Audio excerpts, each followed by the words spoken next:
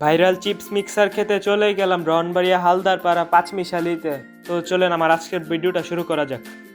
Hello viewers, আসসালামু আলাইকুম। I am Tisat Islam. Welcome to my another blog video. Viewers, আজকে আমি অনেক দিন পর চলে আসলাম একটি ব্লগ ভিডিও নিয়ে, এবং আমি আজকে আসছি ব্রাহ্মণবাড়িয়া হালদারপাড়া ভাইরাল সেই বিখ্যাত চিপস মিক্সার খাওয়ার জন্য। আমি এর আগেও দোকানটাতে আসছিলাম পাঁচমিশালি দোকানটাতে, তখন দোকানটা নতুন হয়েছিল এবং এরকম ছিল না, ডেকোরেশন ছিল না। তখন গিয়েছিলাম আমি রুটি এবং মালাই চা খাওয়ার জন্য, এবং আজকে আসছি চিপস মিক্সার খাওয়ার জন্য। এখানে একটা বুক শেলফের মধ্যে অনেকগুলো বই ছিল, আপনারা আসলে এই বইগুলো পড়তে পারবেন, এবং এখানে মেনু কার্ডও হয়েছে নতুন, আগের চেয়ে অনেক অনেক উন্নতি হয়েছে। এবং আমি এই চিপস মিক্সার অর্ডার দিয়ে বই পড়তেছি, কিছুক্ষণ বই পড়লাম।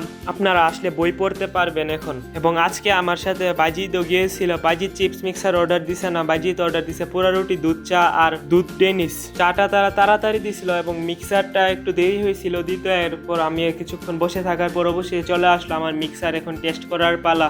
এখানে চিপস মিক্সারটা অনেক অনেক মজা ছিল। এখানে আমি 80 টাকার চিপস মিক্সারটা অর্ডার করছিলাম।